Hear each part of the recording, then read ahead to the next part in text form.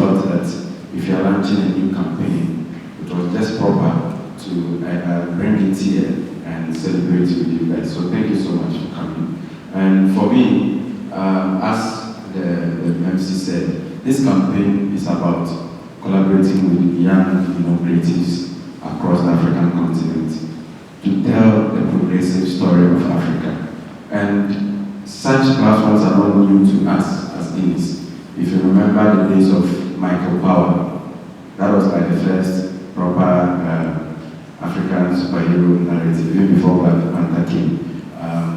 We did campaigns like Guinness, we did campaign like Table of Men. Recently we did a campaign like Made of Black.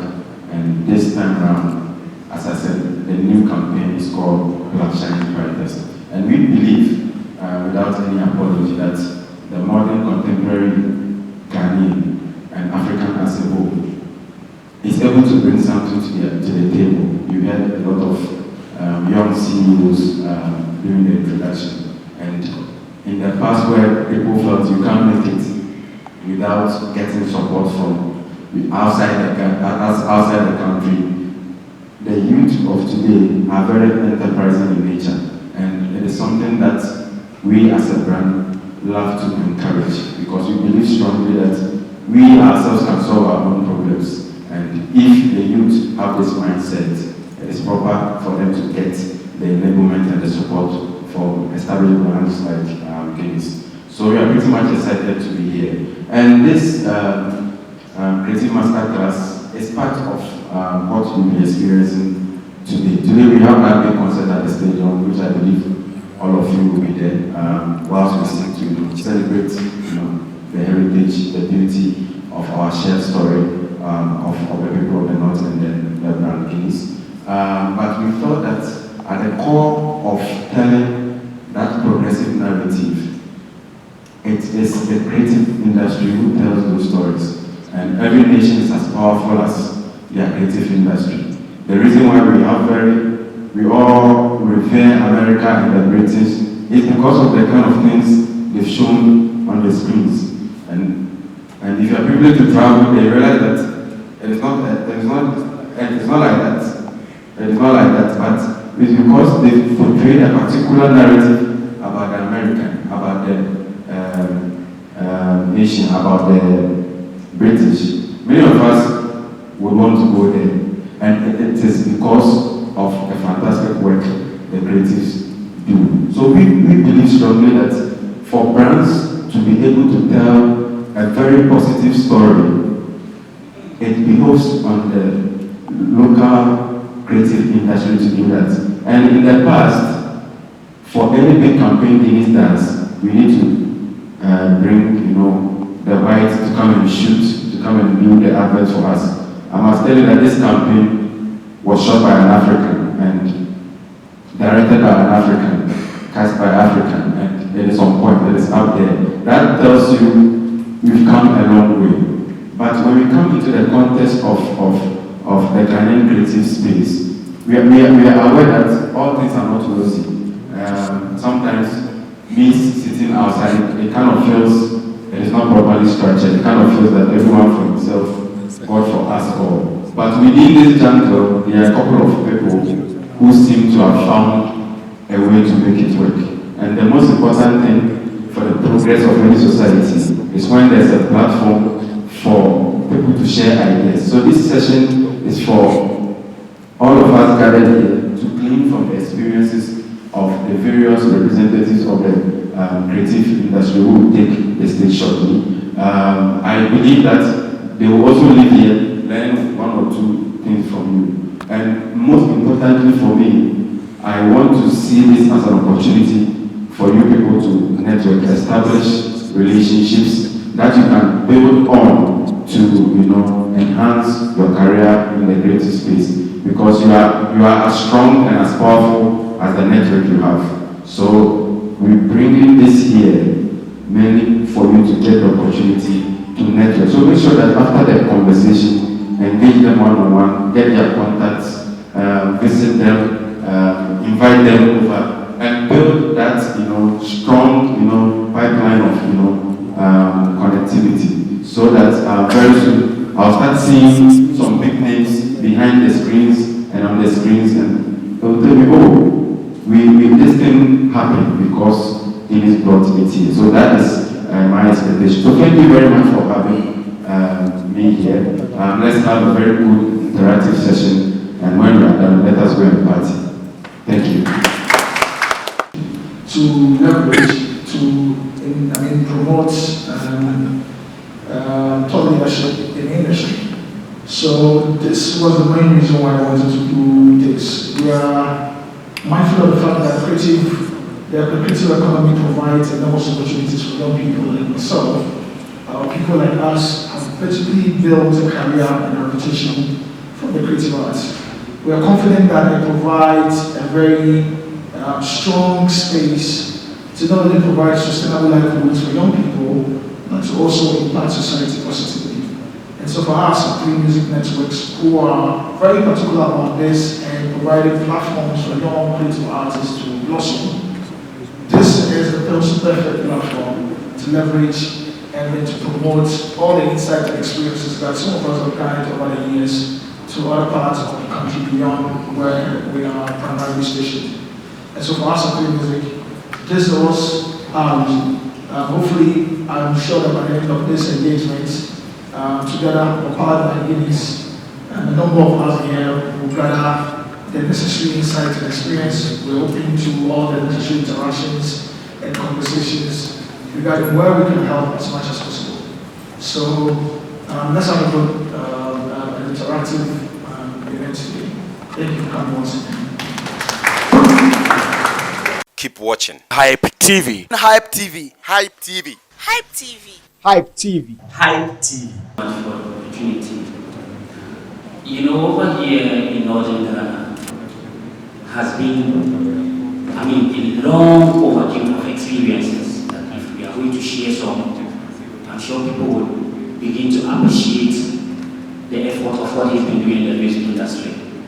So it has been a good experience. From where he was in the streets of Tamale, now a big name in Ghana. Fancy has been somebody that working with, he would begin to appreciate talent. So in short, it's been a great experience. From where he was to where he is now, it's a great experience. Okay, that's nice. Z. Okay, was it your idea or your career choice from childhood that you wanted to be a dancer? If not, what was your initial career objectives that when you were growing up you had in mind? Alright, so growing up, I always wanted to be an architect. Architect? Yeah, exactly. Wow. Because the family I come from, everybody was doing something great. We had doctors, we had lawyers, we had lecturers in most of the universities. And I was also, supposed to do something that's from India, exactly. Yeah.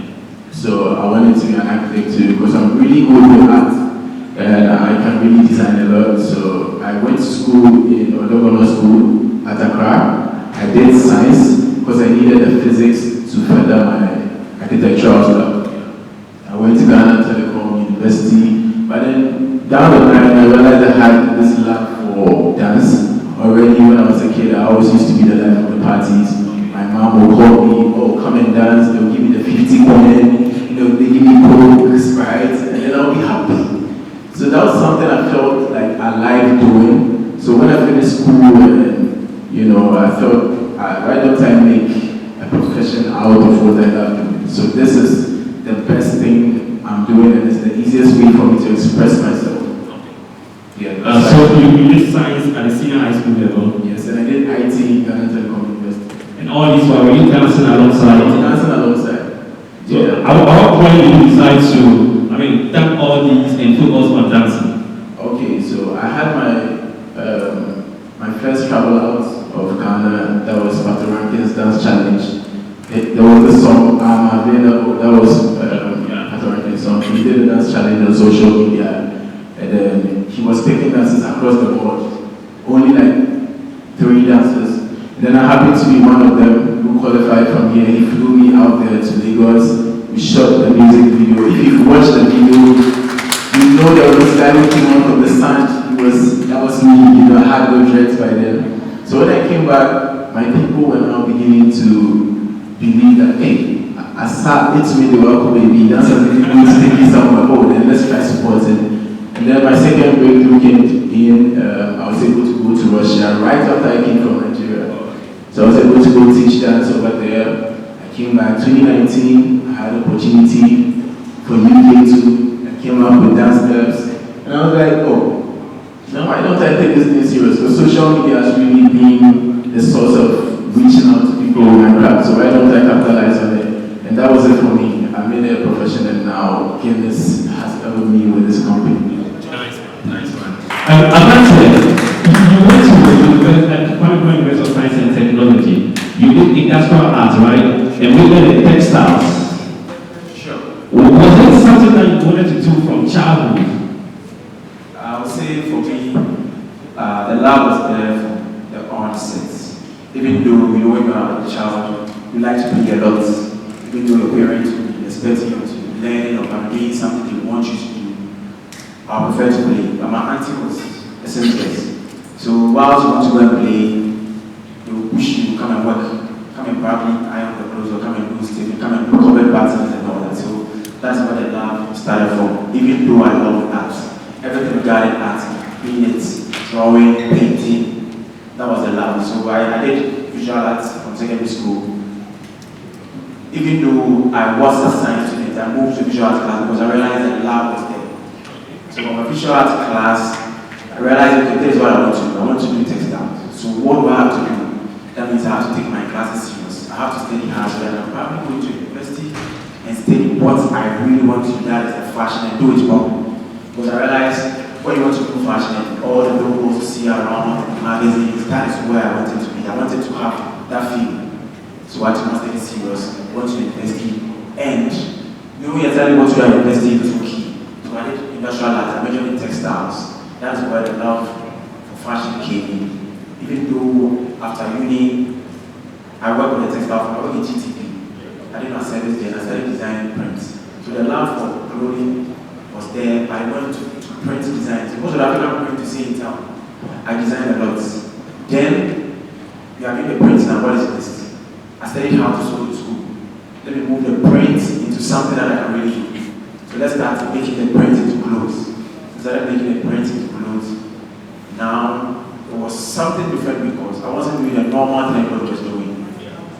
Then it was hardly for you to see men wearing African prints. Now it's all over. You can't get to see the outside world are taking it and showing how best they can do. So we are not embracing it. At first, you only see females wearing prints, what we call them cover and slits. But now men are also getting involved now. You see print suits and all that. So I started that regime, trying to change the men to very well to Africanism. So that's because of my background. And note, I did a little bit of film, I did review a little bit too. So the art was there. So bit pieces of, I got it all and put it into my fashion. So I started telling stories of the clothing that I made. And one thing led to the other. I started getting recognition.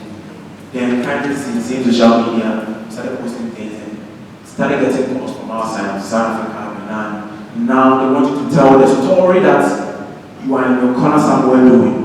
The outside world want to see that story. So they start inviting you. You blow up. Because it's outside accepted, now your country will also want to get involved.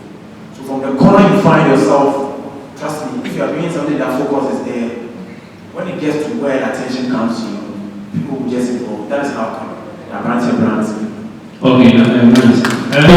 Up and coming people who want to join your business here. Let's backtrack a little bit. So at the senior high school level, you did visual arts. Sure. You did visual arts. I did visual arts. Okay. So is it possible for someone to be in your space without necessarily going through the formal education of doing visual arts at the secondary school level and the industrial arts at the university level? It is very, very possible. When I was talking, I made mention that my auntie was a seamstress.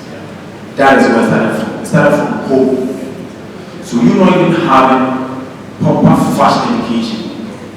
Where you find it, so far as you are probably learning the trade somewhere, and you add other things to it, learning on your own, you can still make it. Because I started doing things even before I got into professional fashion education, started doing things on my own. And I realized that okay, that is what I want to see myself. I wanted to stand as a brand, so what do I do? Then the professional education came in, one thing to one. I see. You designed the Ghana 50 clubs. Yes.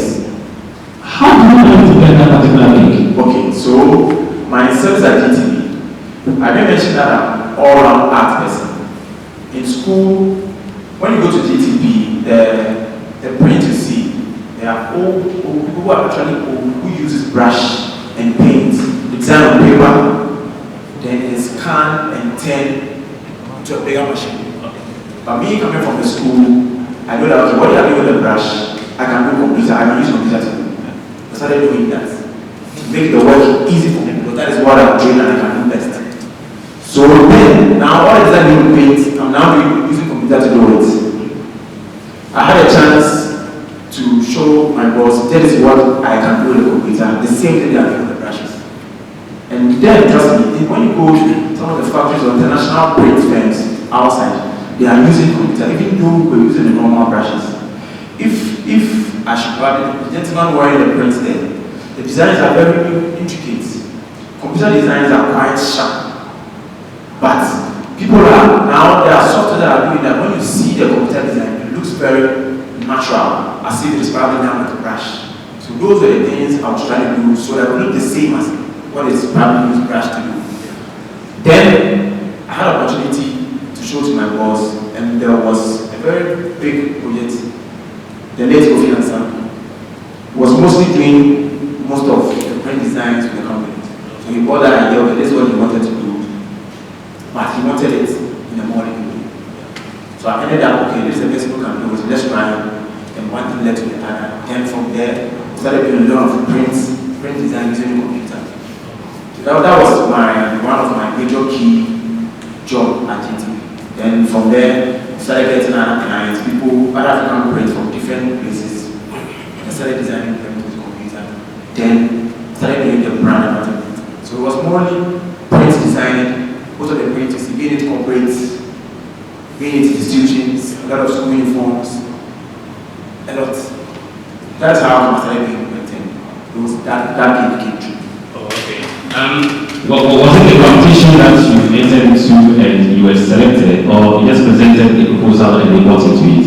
I was working there at that time, and I was ready when the opportunity came.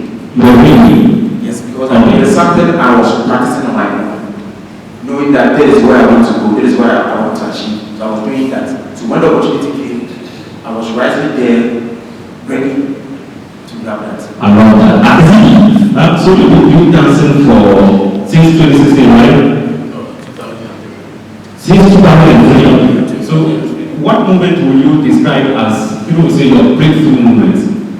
Okay, for me, this has been my breakthrough moment, my biggest highlight. I always say it, Guinness Black Shine Brightest campaign has been... No, before they noticed you, I'm sure you probably were engaged in certain activity before they noticed you, right? Yeah. So what would you describe as your biggest highlight, your breakthrough moment that made Ghana and the rest of the world to pay attention to you? This is it. That's what okay. This is my highest recognition. I feel celebrated. Yeah. I feel like Ghanaians are really paying attention to dance this time around. So Guinness Black Shine Brightest campaign has been... I see. So we advise people who have passion, to take music as a career. I stand to be corrected, but do you have a professional dance school in Ghana? Do you have one? You see, these are the things we don't pay attention to. We have dance classes almost all the time, and people don't talk about it. Bloggers are not really paying attention to dancers. I feel like the way media houses and bloggers talk about musicians, they should be able to talk about dancers too, and the things they've accomplished. It makes it really good for the outsiders to patronize us. Because if people don't talk about us, it becomes hard. And when they are coming for shows, they rather bring their dances. And it makes us small. It makes us small than these dancers. Meanwhile, in our town, we are the kings ruling the town. So if we don't have people talking about us and putting our words out there, it makes us You do the Guinness European attention to the dance fraternity. Exactly. More can be achieved. When they actually do all that on dance. Exactly. But so far, myself and a few other people are making dance really, something in Ghana, and I feel like the future is bright. Alright, so you mentioned the internet. Abrantia as well mentioned the internet as one of the tools that both of you use for breakthrough, you understand? But before we talk about that particular internet exploration, George. Yes, sir. When you mention artist manager, what comes to mind is someone who is bringing money from his pocket, paying for swimming session for artists, buying them footwear, buying them, shadow and everything, taking them around for interview and all that. Basic level. Who is an artist manager? Because you've been in this space for a while. I mean, somebody who takes the responsibility of a talent, or let's say an art. So basically, that is my role to pick up an art to propel him to the next level of his career. Yes. We are known for working with less popular talent and taking them to spotlight or stardom. What is the secret? How do you achieve that? I mean, I think right from the beginning of my career, I've always been a brand person. My background is a graphic designer. Oh, okay. So there are lots more brands in Ghana that I have worked on. I mean, my brother said he did the cloth for Ghana 50. Ghana 50, yeah. I did a letterhead for them too. Oh, really?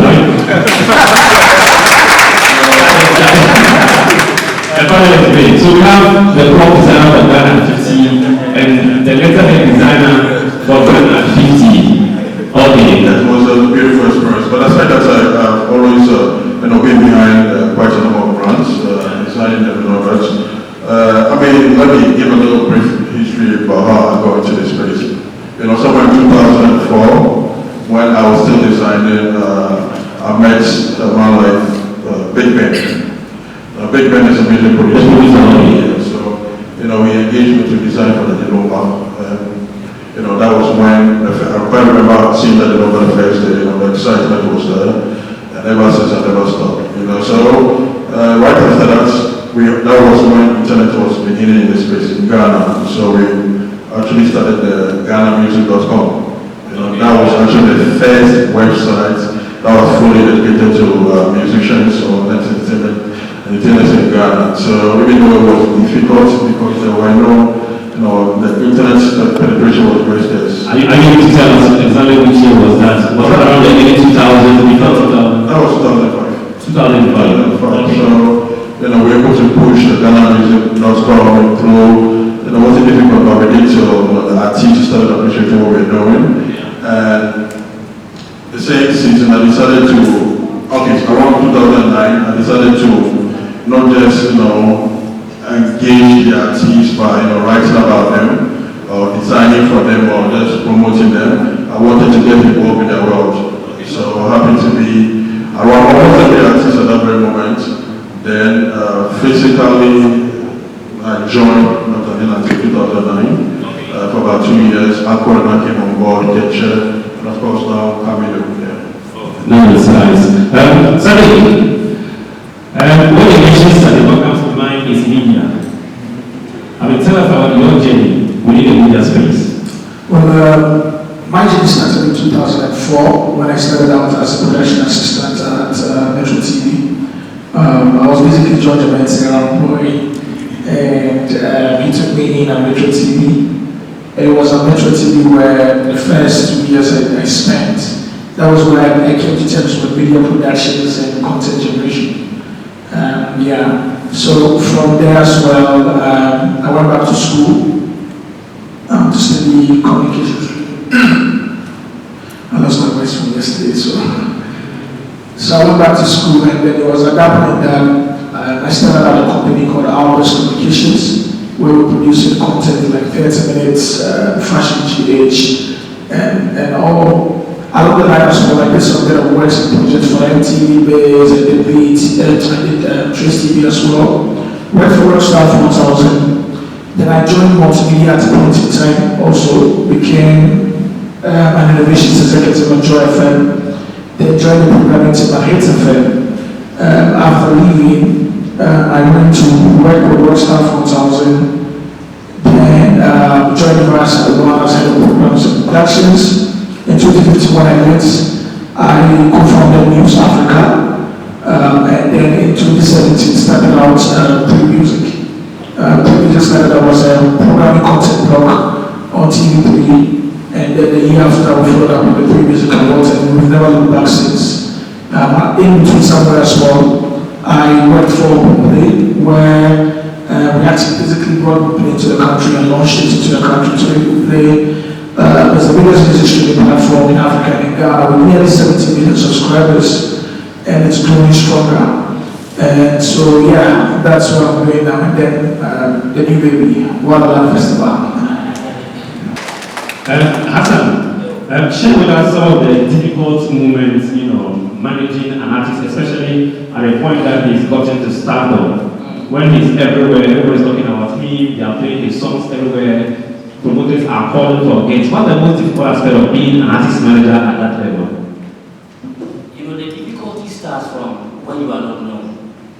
It gets easier when, it's short into limelight.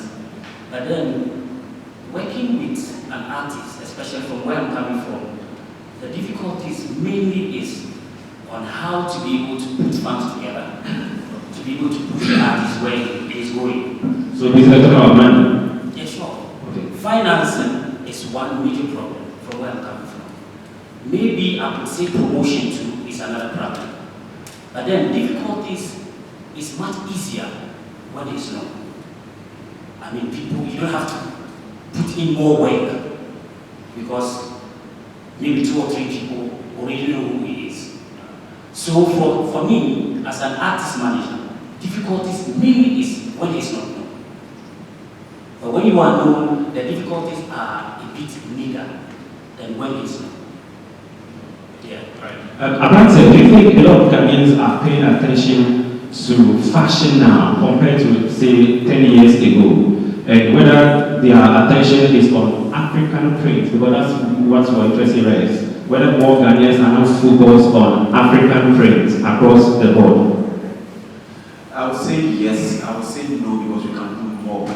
I would say yes because let's cast our mind back to let's say 10 years, as you rightly mentioned. What we see on our TV screens or probably in our music videos, most of the artists would probably love to wear foreign outfits. They want to flex a football or a Kalkani jeans or something. But now, trust me, even when you look at our videos, you find a lot of African things in it. And all these things, they portray or probably direct how our environment, our lifestyle as human beings go. What the select or probably the artists or the public figures are probably putting on our channel art, that's what people turn out to embrace. And now, we rightly said that a lot of people are embracing Africanism because most of the people who direct that line are getting into it, even though it can still be better. It is getting better now in our fashion shows, or let's say even our awards, music awards, the red carpet. It is hardly you hear somebody mention a foreign brand like I'm wearing, but mostly they are trying to get made in Ghana or African brand, not necessarily African print, but made in Ghana, from beads to, and people are trying to portray, especially where they come from. Because I remember Fancy Garden, I've seen Fancy Garden on some shows red carpet, and plus people probably inspired of showing where he's coming from. Likewise, other talent too. So it is something that we are getting there and we'll get better compared to 10 years ago. Okay, Ziggy, let's look at the internet and how people within your space can use the internet to harness their talent. How well have you used the internet and how has the internet been helpful in growing your career? Okay, so for me, I started freestyling at the malls, weddings, funerals. Anywhere I hear there's music playing, I'll go and dance, even without getting paid. So social media came through and then I created a page. And after I created a page, any video I post, I told them, oh, tag 3 friends, tag 3 friends. And that was it for me. I kept posting, I was consistent, always making sure that my videos show on people's timelines. And then that was it for me. I had the exposure through posting on social media. I had foreigners booking me, coming to their countries to come teach dance. They were interested in the Ghanaian culture. just because of the dance style I was doing, you know, to represent my African people. So that was it for me. Social media was the power that changed my whole life. Oh, okay. So I still want you to walk us back to your very first gig that you did and got money from just dancing. Sorry to use the word just. Your gig, your paid gig, your very first paid gig from dancing. How did that happen?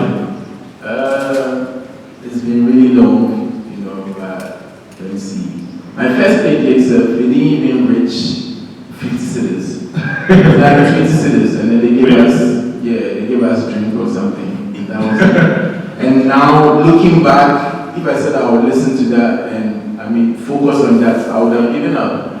So I always wanted to be the change. I was trying to build my brand, so I got off all those music videos, performances, and all that. I laid back with my boys, then we started working on ourselves.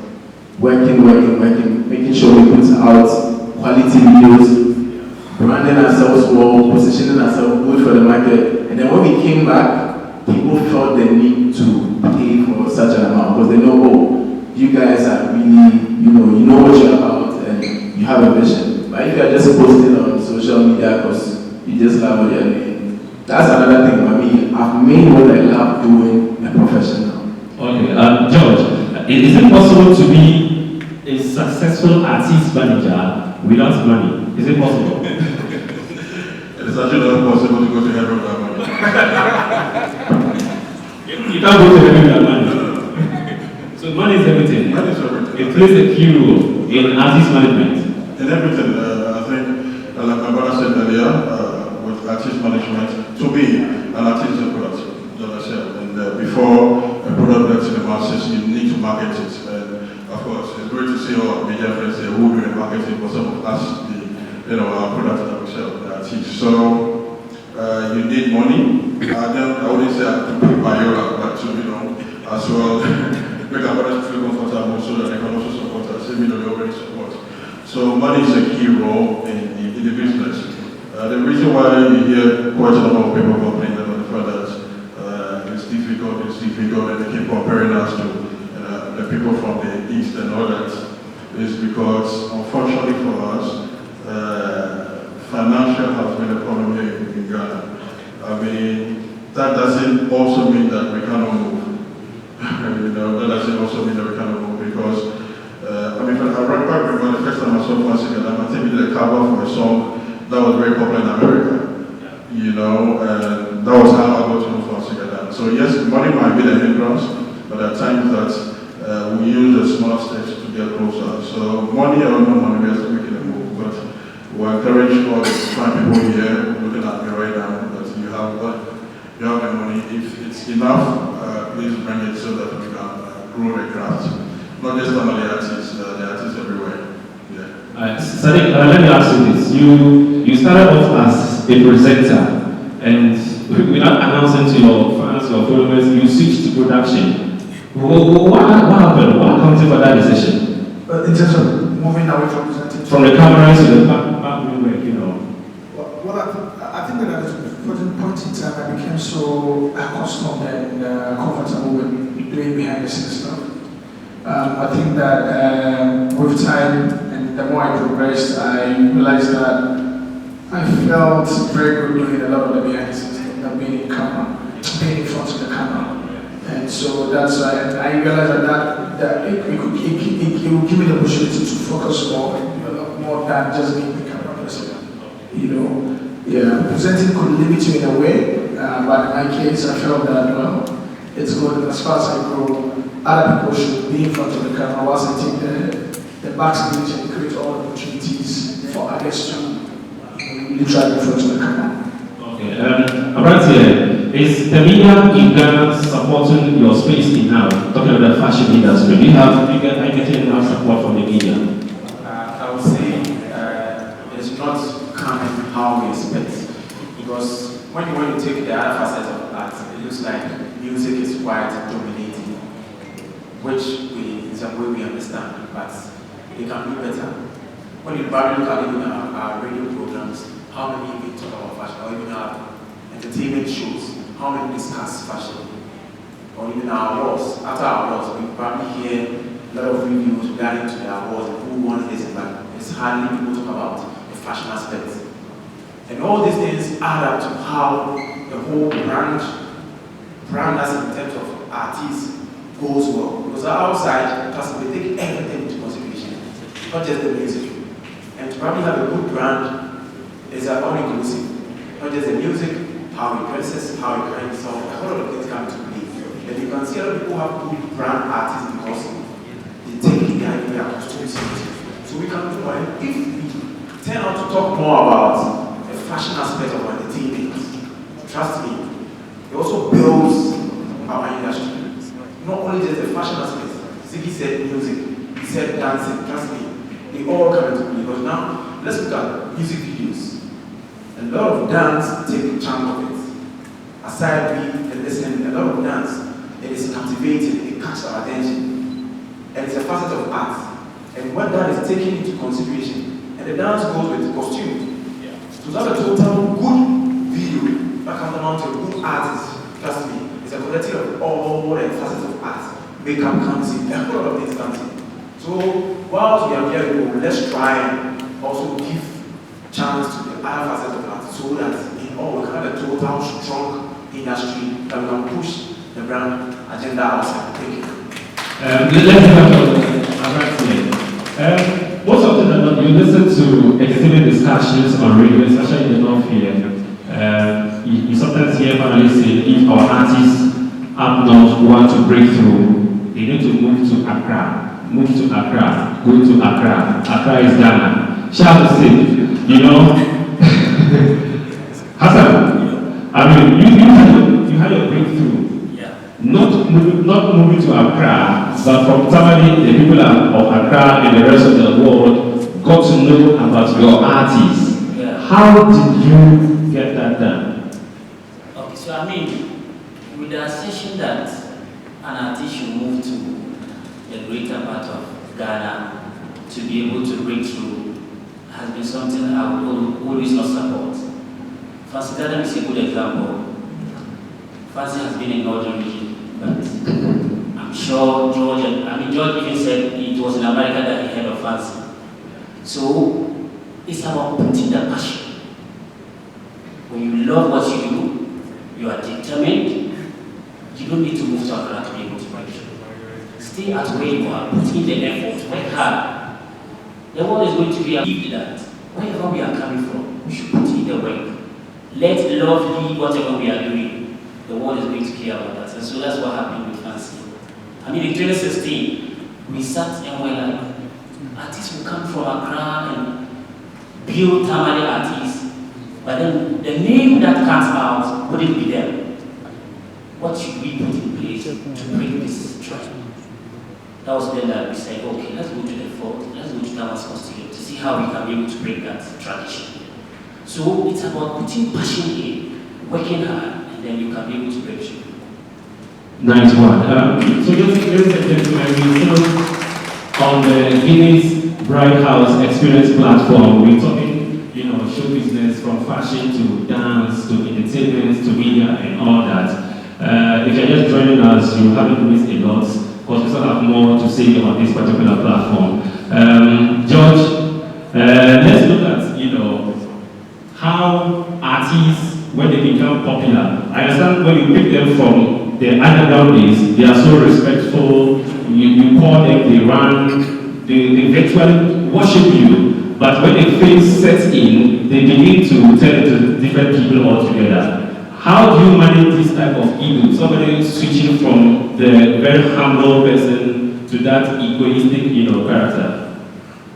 How do I manage? Wow. Okay, so this is it. I'm a creative person myself. I know how creative people are, especially artists. They don't know more people, so I don't expect normal things from them.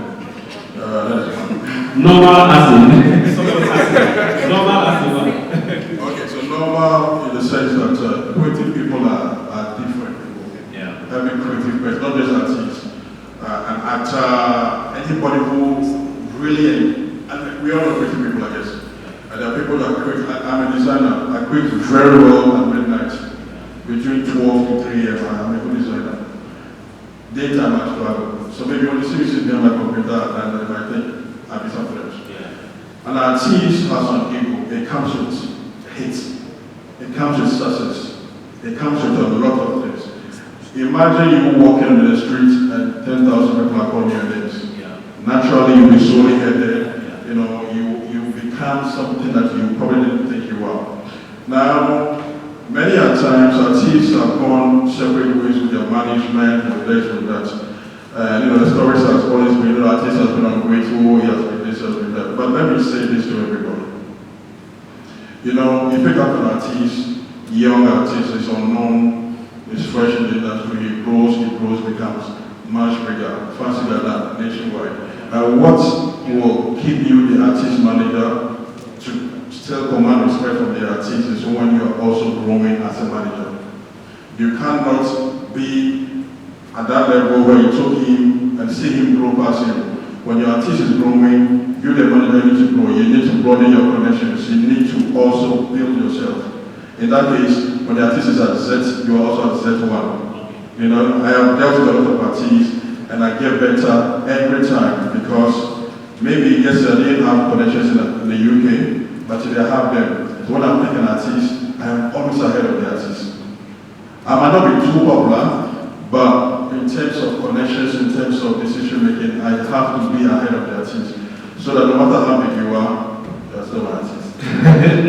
Okay. Abrante, do you have some sort of competitions or award schemes that celebrate your industry, fashion, and how grounded are these award schemes, and whether you want certain things change about them? There are awards that celebrate the fashion industry.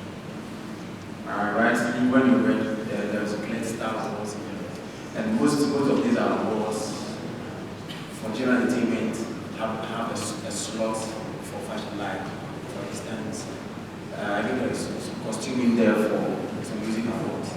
Aside that, the Emmys, exclusive men in the awards, we have a fashion section. There are quite a number of awards. There's also events, Ghana there's awards that also celebrate some fashion aspects. So there are quite a number of awards, but what mostly we miss is how we interlace the fashion with the other facets. That is what it is. Fashion as a whole, yes, we are doing our part. But how to meld the other facets, like the strong ones, like the music, the acting and all that, that is what it is. Regarding to our, there are a lot of things that we can do more. That is one thing I can say. Yeah, so we can do more. And I like the fact that some of these platforms will afford, participants to get the idea, the information as to how they can push their talent from one point to another. And Sadiq, you've also dealt with talent on different levels. Yes. You've managed artists, you have an award scheme that seeks to reward the hard work of musicians and all that. As a talent manager, what's your perception about award scheme, and can these two groups, synergize to bring out something better for the industry? Yes, I mean, what award schemes does is give the validation that sets the brand equities of talent in any market. Most importantly, for all these talents, you need to, it helps you to accept that brand equity, you can use it or leverage it for a lot of things. Artists come through or gain much more recognition to the awards platform and use that for good, to achieve the bottom line for themselves. Yes, the music community generally, or any industry with awards, can create a very perfect platform to not only celebrate, but to also amplify the works of some of these talents to the point where it can help them grow their fan base, or it can help them achieve the bottom line. Like I indicated, the most important thing about that is that much needed validation that sets your brand equity. Brand equity is what you can use. I mean, when Hassan was speaking, you're talking about when you are known, some of the works becomes easier. Essentially, what I get from him is that he was referring to brand equity.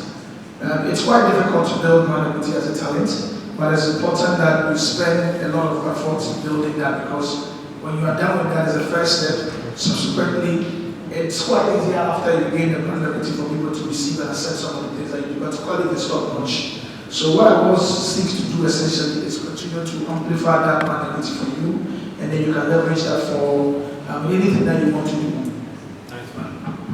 Let's go on to study. That was a very interesting observation. See, you'll be able to attract, very established brands to yourself, like Guinness, Spotify. How do you manage to get all these people believe in you? It's just easy, just have a good brand.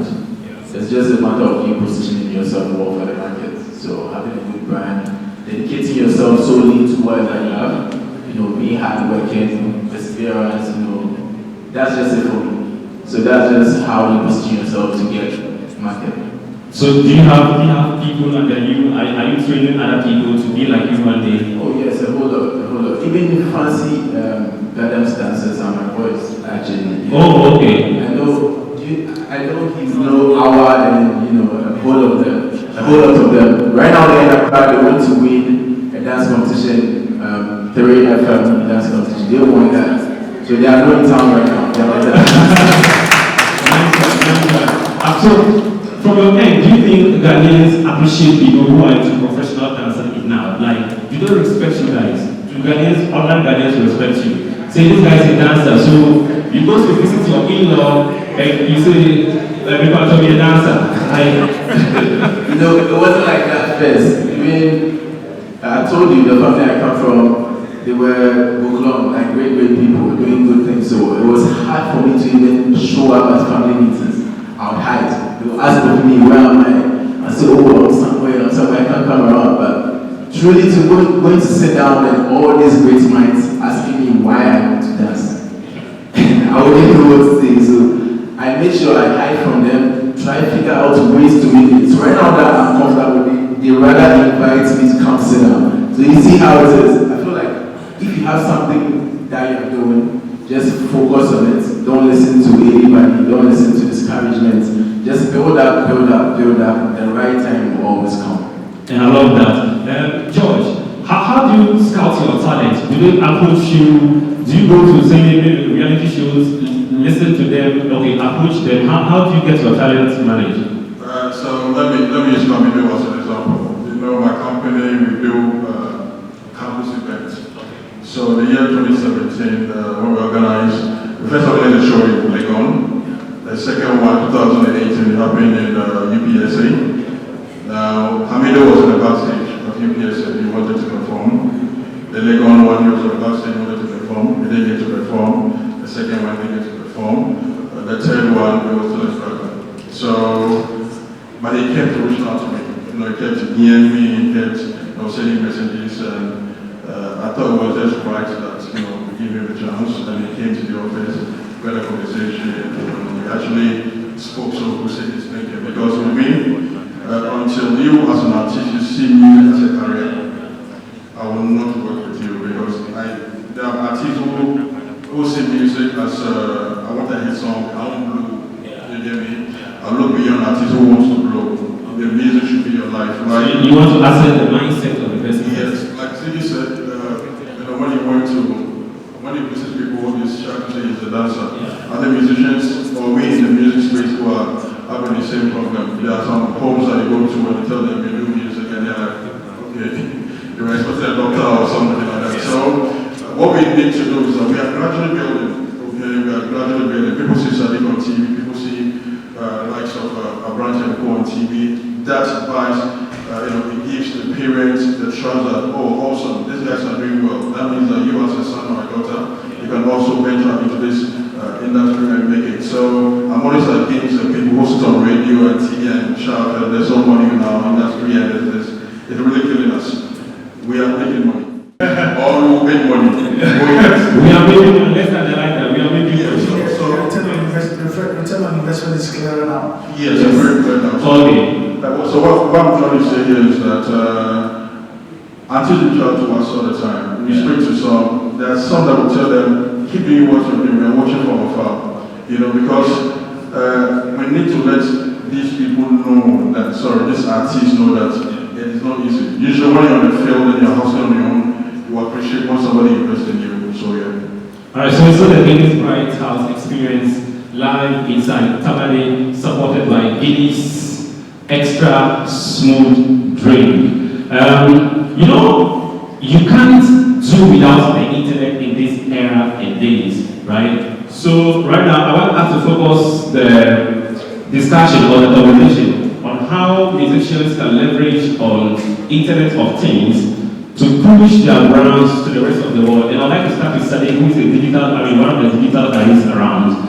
How musicians, whether up-and-coming artists or established artists, how they can use the internet to sell their brands to the rest of the world. Sadiq. Yes. So digital provides enormous opportunities for creatives generally. But one of the things we need to recognize is that digital are but just the platforms. Beyond the platforms, there's a number of things that you need to understand and gather insights on how you can ensure that the things that you put out on digital moves in the ways that you want it to move. So, say for instance you have a song, you go through that, you put it on any of the digital platforms. You will have to go beyond just putting it on the platforms to now activating the interest. And in activating the interest, you can use traditional media, again, even on digital, you can use some digital marketing, you can use influencer marketing. The likes of Ziggy, for instance, have been involved in a lot of influencer push for some talent on TikTok. Today TikTok has become a music discovery point as well. So it's important that one of the things that you need to recognize is in the more mature music markets, the talent, there's a whole ecosystem around the talent to help you because the knowledge and the insight on how to push the music on the platforms usually start with the companies or the music labels. In your case, because you are in a peculiar situation where you don't have a critical mass of some of these major labels, you would got to understand that you've got to work more than the talents that find themselves in the more mature market because you are essentially what you call a do-it-yourself artist. So in this case, you've got to gather a lot more insight as much as possible so that when you go through that debate, that maybe to call DistroKid, all these other platforms that you used to put out your song or to put out your critical material online, you would have to now begin to break down and understand which audience you're targeting. At every point in time, you would realize that the biggest users of music are those people that will be between a certain age, what today you call as the Gen Zs, the 16 to 26 demographics, and then extended from the 26 to 34 demographics. Now, once you have an understanding that these are the big users of music at every point in time, then you begin to break it down in terms of where would I get the attention? Are they listening to radio? Which radio platforms are they listening to? Which DJs are they listening to? Are they out there in the clubs partying? Can I get the attention from the clubs party? Because today, one of the things that digital has given to us is that easily by listening to the music at a party or a club, I can just Shazam it and then find out the artist and then now follow and try to listen to the artist on their digital platforms. So now you've got to determine for yourself where are the activation points for the music. How do you instigate or activate an interest in the new music or the new product that you put out? So, here for instance, there are big shows. There's a Mangan show that Nash does as well. I've seen Carlos on here as well, which is also very popular. If you want to leverage those platforms, you can use those platforms to activate the music. If you want to use a street-to-street, bar-to-bar activation as well, you can use that. If you want to use the influencer approach as well, you can use that. And if you want to use the fancy garden approach, where you use performances and shows, big shows, to activate that, you can do that. We woke up in Accra, for instance, to see an artist that previously wasn't into a bigger talent fill out stadiums. And then everybody was like, where is this guy coming from? So for those of us that have been working or worked with him in the past, we, for instance, knew that this guy, he's been around for quite a while. He came from being a dancer, now he's been a musician, and all of that. But he used that very well. He filled venues in Accra, in Tamale here. He got the attention of others. He came to, I think he came to Kumasi, for instance. He came from Accra. Yeah. And then he came to Accra. When he came to Accra as well, he may have used a very focal or targeted northern people of northern descent group in Accra, but it still did the magic. Because for those of us that were at the show and the numbers that he was able to pull off, it was a huge statement. And then he leveraged that as well to create a certain resonating effect for himself. But most importantly, you've got to recognize that beyond understanding the strategy on how to push the song, on digital platforms. You've got to ensure that the product is a very good one. I'm sure the understanding or gaining a certain insight may have been what compelled Francis and the team to release that song on here, for instance, Total Cheat, and even the language. Today, Francis showed me a video, workshop video. I saw it, and I asked him, did you guys, was it done here? He said, yeah. And I was happy, I was excited, because I am on the forefront of pushing for good videos, and that video was a top-notch video that she invitation on our channels, for instance. But listening to the language as well, I felt that, okay, the team perhaps also want to do something they may have done with the Total Cheat, where they were now beginning to use a certain language that resonated more with a bigger audience, beyond the Dagbani or occasional house lines that appeal to a much more niche audience. So understanding the audience, understanding how far you want to go, understanding the audiences that you want to reach out to is but very important. Once you factor in all these insights in creating the product, that's the first step. Once you create a good product, you go through any of the aggregators. Today it's easy to create a Trueco account, a digital account, or any of these aggregators that gives you access to these big platforms. Once it gets there, then you have to zero in on the audience. When you zero in on the audience, then you begin to find ways and means to gain their attention. You can gain their attention through radio, traditional media, you can gain their attention through digital marketing, you can gain their attention through targeted events, like how fast did it in Accra as well. So there are 1,001 ways to do that, but you need to recognize that as a creative and where you find yourself, like I indicated earlier, you've got to work more than the creative platforms they ask for more mature markets where there are established companies to do a lot of these things for themselves. So consistent learning or continuous learning is but very important. Gathering all the insights is but very important. Working with it would, to a large extent, ensure that you are successful. Thank you. I have a short announcement here. In a little while, we're going to be, involving the audience here where you can ask questions, either directly or general to the panel. But if you came in with a car with registration number GT7287, please, your car is blocking. Before this, we need to also show a lot of appreciation to Guinness Limited. Let's do about Guinness.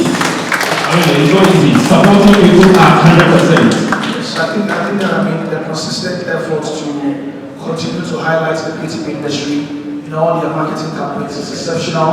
Obviously, a lot more brands can do more. We understand the regulatory challenges that makes it difficult for them to go all out for the creative industry. But regardless, they still keep doing. Today, FDA keeps coming heavy on the likes of Guinness and Co. But they still find some very meaningful ways and very, very relevant and legal ways to continue to highlight and empower the creative industry, which has been very important. We can continue to pray and hope and patronize them as well in our own way of ensuring that they continue to stay profitable enough to continue to power industries and the creative arts that provide meaningful or sustainable livelihoods for a lot of people in the industry. Okay, so Zimi, I want you to tell us how you infuse African dance, to what you do, and how attractive you are able to, commercialize some of your dance moves to make people out there attracted to what you do as a Ghanaian dancer. But before we get there, I want to come to Mr. George to talk about state support for the creative art industry. Is it enough? State support, no. But it's not enough because I think we are actually not expecting enough from the states. What we actually wanted is to get our structures in place. Now, as an artist manager or somebody who runs a label that manages artists, all I want is to get my revenue from the royalties, copyright and all that. But unfortunately, the systems in this country do not make it possible. I've been managing artists since 2008, and the royalties I've received from Gamro is 300 cities. You don't mean it? 300 cities? I mean it, for the check, that was 2015. So imagine I was depending on royalties for survival.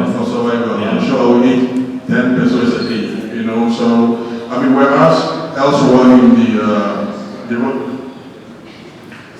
elsewhere in the West, they are making quite an amount for music. For royalties. Especially imagine Fancy Ghana became a very top hit in this country. Yeah. If he was in Europe or somewhere in America, he wouldn't have to be doing another music to become successful. Yeah. In terms of finances, so these are the things that we expect the government to help us. We are not saying give us money, we are saying that to make it easier for us, because as I sit here, if I take out $100,000, to invest in my artists, how to recoup their money, it is not going to be that easy. Yeah. So if we have the systems in place, we will invest more, and we will recoup and the business, very beautiful for everyone. So basically, you are talking about not direct monetary investment, but the state putting in structures, systems. Yes, because for people to track their investment, their works, and see how they are performing in order.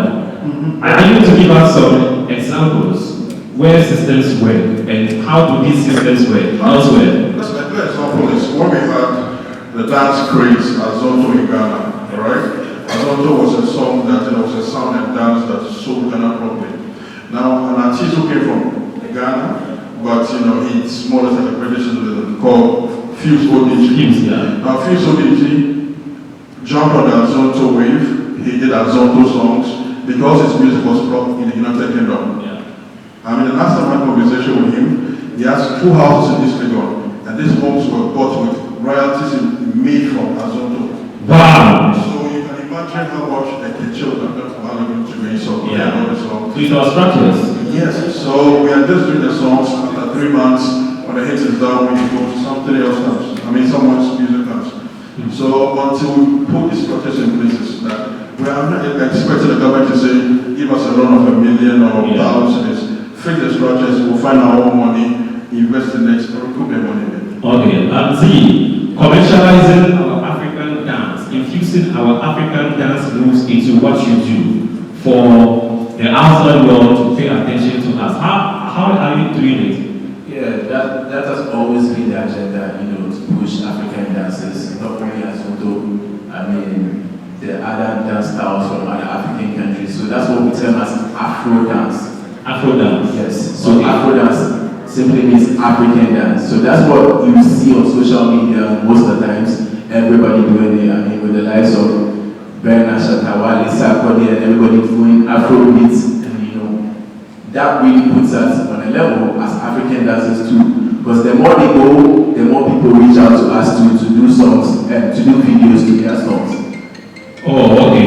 That's nice. And on that note, ladies and gentlemen, I want to take a minute of your time for us to sing to the highest and the loudest of our voices a happy birthday song for incredible Ziggy. So let's do it. Happy birthday to you.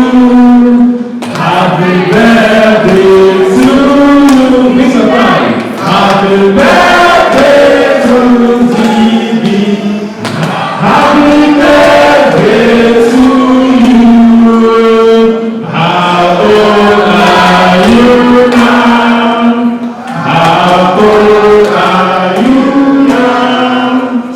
How old are you now? How old are you now? I am 29 years.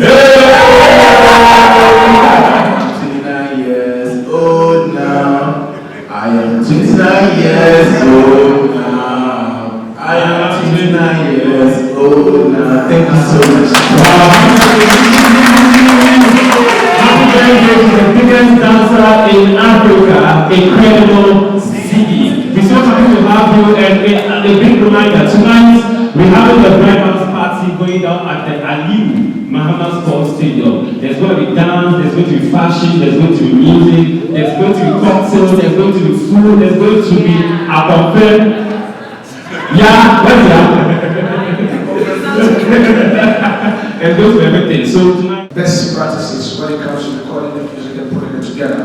I'm sure a number of the people that are involved in creating creative products today understand what they call this issue in terms of the music, and then obviously signing appearance release forms with people appearing in videos and all of those things. Now that's one of the ways to protect it, so that you ensure that from the production level, if you're a beat maker here, your right to producing the song, your mechanical right to producing the song is protected. If you were songwriting as well, from the species level, that beginning point, your publishing rights for writing the song is also equally protected. And even for you as an artist, your performance song is, your performing of the song is also protected as well. Let me give you a case in point. So, the son of a particular old artist, I mean, when he's passed, a legend, was fighting with another artist that done a song that he, for instance, felt that belonged to his father. But because the company that produced the song hadn't protected, done a lot of the species, and this happened in the 80s, right? And it was very clear that there was a person who wrote the song, and they had the commercial rights of the song and all of those things.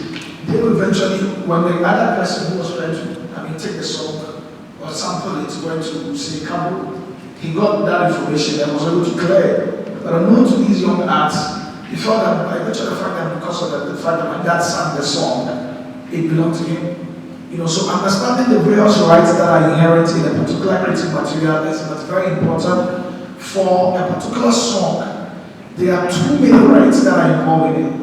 For a particular creative visual, there are too many rights that are involved in it. Understanding and knowing that when I write a song for Fancy Ghana, even if he pays me, there are residual costs that must come to me for writing the song and composing the song, which is publishing. You need to understand that so that when Fancy Ghana comes to write a song for me, you know that I need to sign what you call the species, where it's indicated who wrote the song and what my percentages are. So recently, a particular song that has been blowing out from Nigeria Alcohol by Joe Boy. I'm sure a lot of people will come to it to be excited by the fact that Derek Obobi, Jay Dorobi, actually co-wrote the song. Now, for somebody like Jay Dorobi, for years to come, you continue to talk. You could publishing rights for writing the song. But they are able to recognize it publicly for that because they did the right thing by signing the species. Understand, today internet has come, you can Google a lot of bullshit. In fact, if you're a producer, before anybody enters the studio, you've got to lay down the species for them. Because for artists, one of the things you need to understand is that in administering IP and copyrights, right, the right of a particular song that's been produced in this particular studio is owned by the producer, unless you have a species or an agreement that says otherwise. So tomorrow, generally the way that it works, the producer, without the species, could write and claim the song. So it's important for you, and today digital has come. The catalog of what you have is almost like property. There's a reason why it's called intellectual property. It's also property. It's a catalog. Fancy Ghana's old songs and everything are all his catalogs. Tomorrow, in as far as they sit on digital platforms like YouTube and everything, even if they make money going ahead, this money will come to him. If it's not even alive, it will come to his estate. So these catalogs are yours. But most importantly, you need to recognize that if you are just a performer of the song, even if you are featured on a song by Fancy or Makasio, that species must indicate what exactly you did. Did you just perform it? Did you write the verse of it? Right? And so going forward, because tomorrow that's something that it shouldn't be boys approach anymore. Today digital is clamping a lot of these things. It's not the case anymore where I can take somebody's song and just put it together and put it out there. And then the digital platforms, once there's a content ID on it, it will flag it. So I'm sure a lot of you people may have realized how when you took a particular popular song that has a certain content ID, even if you add it to a particular visual, once you put it online, it will clamp it. So we are getting to that point where, for those of you that are actually in film, in producing commercials and all of those things, you've got to understand this so you can clear the rights of it, or you can engage some of these musicians to create new sound or new music for you. So that when these things go on these digital platforms, you won't have to suffer some of this. So yes, the ways to be able to administer your rights very well is understanding these things, administering the examples of what's it called, a split sheet, but most importantly, finding out and register. Today, I'm sure Cameroon has, regardless of the issues they have with disbursements, they've got offices around it. So far, they are one of the only CMOs where you can actually administer, get them to administer your right for you. There's ASOG as well, where for those of you that are in the visual, you can give them the right to administer on your behalf. But you need to recognize your IP could bring you much needed recognition and money eventually. Knowing the right thing to do today is important. We are not going back anymore. We're going forward, and digital today is helping and shaping and whipping everybody into line. So ensure if you're a producer, once the artist enters the studio, if it's fancy, tell Fancy that this is a species. Even if you pay me for production, I am aware that I have what is called mechanical rights in the song. So going forward, when your song becomes a hit, I need to, and when you are done with that, you want to come and tell them that I produce the song, I have rights to that song, and so going forward, when there's any royalties on that, it should come to me for that. If you're also the artist, it's in your favor to ensure that you do that as well with the talent. If you are into film, you ensure that you clear the rights. But understanding or beyond this, I can have a one-on-one with most of you regarding how, for the business of crime, how you can do some of these things. But be aware of these things and then begin to adapt to some of these things. And that's one of the ways that you can continue to make the most out of your creative power. Very well. Let's give our understanding for that powerful insight. So, we are going for the question and answer session. If you want to ask the direct question. 1, 2, 1, 2, 3, 4. That's okay. That's okay like this. Yes. So let's start. 3, 2, 1, let's go. 1, 2, 1, 2, 3, 4.